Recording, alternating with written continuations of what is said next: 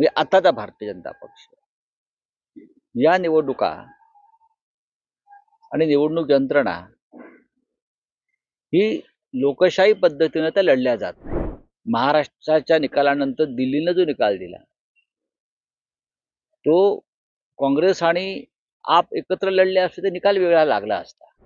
देश लुटला जातो आहे, देश विकला जातो आहे, एकाच उद्योगपतीच्या घशामध्ये देशाची सार्वजनिक संपत्ती घातली जाते, भ्रष्टाचारांना भाजपमध्ये पवित्र करून घेतलं जात आहे. आता भविष्यात पुढे नेमकी आता काय रणनीती केली जाईल, कारण की काँग्रेस आणि आप वेगवेगळी लढली त्याच्यामुळे हा पराभव समोर आलेला आहे. समन्वयाने लढत असणार का भविष्यात? एक लक्षात घ्या, राजकारणामध्ये किंवा संसदीय लोकशाहीमध्ये निवडणुका होत असतात. निवडणुकांच्या संदर्भात जय पराजय होत असतात. निवडणुकात हार जीत होत असते. पण गेल्या 10 वर्षामध्ये भारतीय जनता पक्ष निवडणुकीत उतरल्यापासून म्हणजे आताचा भारतीय जनता पक्ष या निवडणुका आणि निवडणूक यंत्रणा ही लोकशाही पद्धतीने त्या लढल्या जात नाहीत.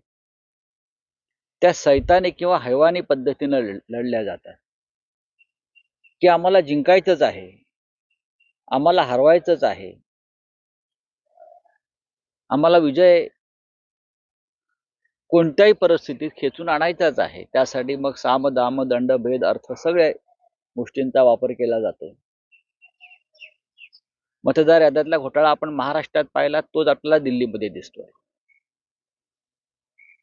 तो सुद्धा बिहारमध्ये दिसेल, तोच हरियाणामध्ये दिसला. पण या सगळ्याचा आता बाऊ न करता की आम्ही ह्यामुळेच हरलो त्यामुळेच हरलो, पुढल्या लढाईसाठी आम्ही सगळ्यांनी एकत्र येणं गरजेचं हा जनतेने दिलेला संदेश आहे. महाराष्ट्राच्या निकालानंतर दिल्लीनं जो निकाल दिला तो काँग्रेस आणि आप एकत्र लढले असते तर निकाल वेगळा लागला असता. हे आकडे सांगतायत. आता लढायचं की एकत्र यायचं ही भूमिका सगळ्यांनी घेणं गरजेचं आहे. नाहीतर मग जे चाललेलं आहे केंद्रामध्ये किंवा राज्यामध्ये एकतर्फी, त्याला आपण सगळ्यांनी मिळून मान्यता दिली पाहिजे. पण हा त्यातून देश टिकेल का, लोकशाही टिकेल का, विरोधी पक्षाचा आवाज राहील का, या गोष्टींचा विचार करण्याची वेळ आता आलेली आहे. मात्र मोदी म्हणतात की मध्ये जो घोटाळा झाला त्याचा त्याचा रिपोर्ट पहिल्या विधानसभेत आणणार, आणि अण्णा हजारे म्हणतात की सत्ता डोक्यात गेली तर काय होतं की आता. बघा, अण्णा हजारे काय म्हणतात त्याला काय अर्थ राहिलेला नाहीये. अण्णा अचानक जागे होतात. मोदी काळामध्ये किंवा महाराष्ट्रात इतके घोटाळे झाले, इतका भ्रष्टाचार झाला, इतका अनाचार झाला, लोकशाहीवरती हल्ले झाले, तेव्हा आमच्या अण्णा हजारे कधीच त्याने हालचाल केली नाही. पण त्यांना दिल्लीतील केजरीवालच्या पराभवाने एक आनंद झालेला आहे. हा दुःखद आहे. त्यांच्या चेहऱ्यावर तुम्ही आनंद पाहिला काल, अत्यानंद होता त्यांच्या चेहऱ्यावर. तो लोकशाहीला मारक आहे. केजरीवाल आणि अण्णा हजारे यांनी एक मोठं आंदोलन उभं केलं होतं आणि अण्णा देशाला त्यामुळेच माहीत झाले, हे सुद्धा तितकंच खरं आहे. पण गेल्या 12 वर्षामध्ये या देशामध्ये अशी अनेक संकट आली. देश लुटला जातो आहे, देश विकला जातो आहे, एकाच उद्योगपतीच्या घशामध्ये देशाची सार्वजनिक संपत्ती घातली जाते, भ्रष्टाचारांना भाजपमध्ये पवित्र करून घेतलं जात आहे. ज्यांच्यावरती अण्णा हजारेंचे आरोप होते असे सगळे भ्रष्टाचारी आज भारतीय जनता पक्षामध्ये आहेत. अण्णा हजारेंना त्याच्यावरती आपलं मत व्यक्त करावं असं वाटत नाही. यामागचं रहस्य काय आहे? केजरीवाल हारले, निवडणुकात हारजीत होते, तो पराभव केजरीवालनी पण स्वीकारलेला आहे.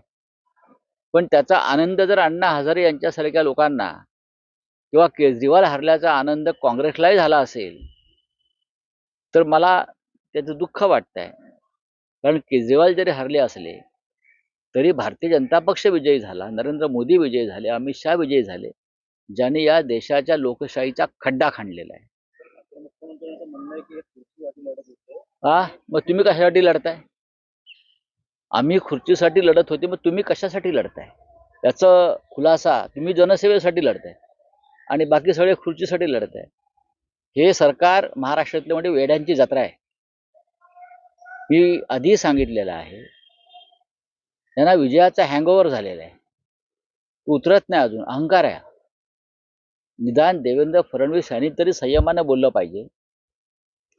या राजकारणामध्ये जे आलेले आहेत निवडणुकीच्या, ते खुर्चीसाठी लढत असतात आणि मुख्यमंत्री पदाची खुर्ची गेल्यावर तुमचा चेहरा कसा काळा ठिक्कर पडला होता आणि तुम्ही कशी निराश होतात ते आम्ही पाहिलंय. आणि आताही मुख्यमंत्रीपद मिळालं नाही म्हणून तुमचे एक उपमुख्यमंत्री कसे काळवंडलेल्या तोंडाने फिरतायत, रुसून बसतायत, हे आम्ही पाहतोय.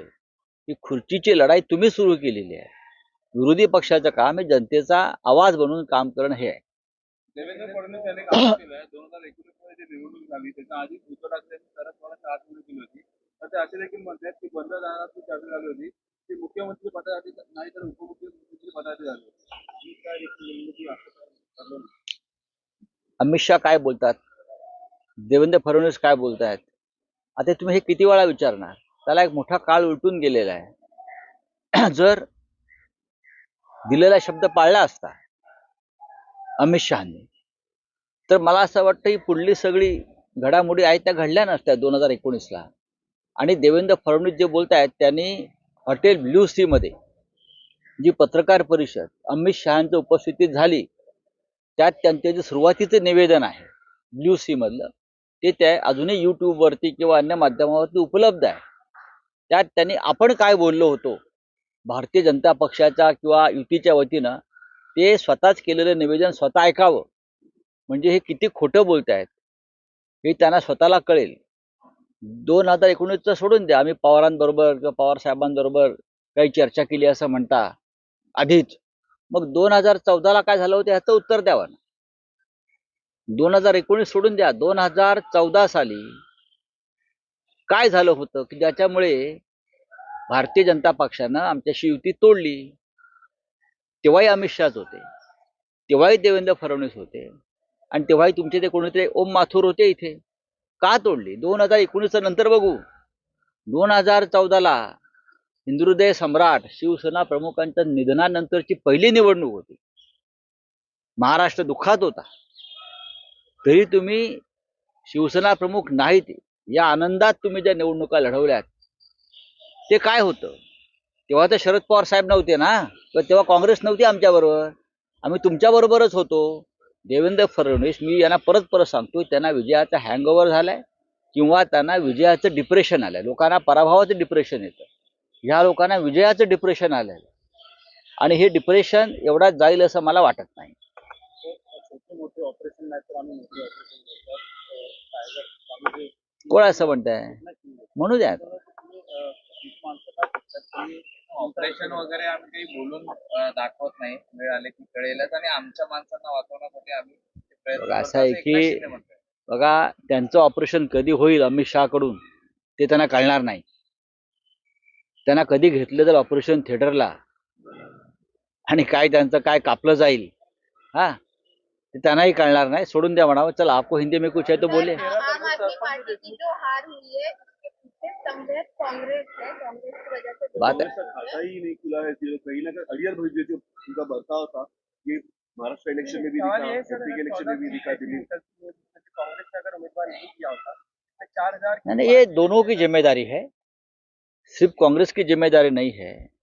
कांग्रेस एक राष्ट्रीय पार्टी है, उनके लोग भी चाहते होंगे कि हमारा भाई कोई दिल्ली प्रदेश में जगह हो, हमारी कोई सीटें यहाँ लड़ना चाहिए अस्तित्व के लिए.